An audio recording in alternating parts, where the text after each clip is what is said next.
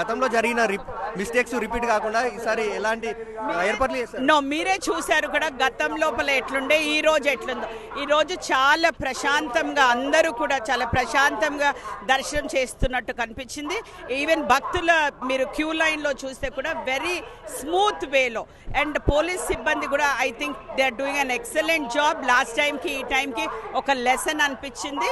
కానీ చాలా ఇదే విధంగా మేము కంటిన్యూ చేయాలా. అన్ని సౌకర్యాలు కూడా భక్తులకి అందిస్తూ ఈరోజు మా ఎండోన్మెంట్ డిపార్ట్మెంట్, వాటర్ డిపార్ట్మెంట్ కానీ అన్ని డిపార్ట్మెంట్లు టుగెదర్ కోఆర్డినేట్ చేసుకుంటూ ఈరోజు అన్ని మంచిగా అంటే వెరీ సాఫీగా నడుస్తుందని చెప్పగలిగారు. కళ్యాణ మహోత్సవం కన్నుల పండుగ జరిగిందా? చాలా కనుల పండుగగా జరిగింది అని చెప్పాలి. మీరందరూ కూడా చూసినట్టున్నారు. చాలా ఆనందంగా అనిపించింది. ఈరోజు చాలా బాగా అయింది కళ్యాణం కూడా. నెక్స్ట్ ఇప్పుడు బోనాలు ఎలా జరగబోతుంది? బోనాలు ఎలా జరగబోతున్నాయి? ఎవ్రీ ఇయర్ జరిగినట్టే జరగబోతున్నాయి. వెరీ స్మూత్గా జరగాలి. చాలా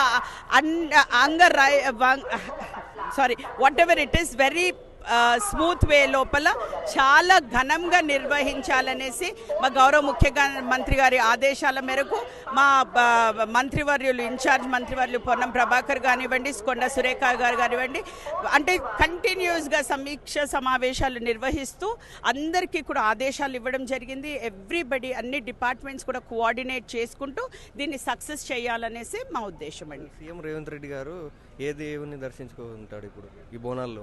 అది నేను ఎట్లా చెప్పగలుగుతానండి? I cannot tell that. Okay.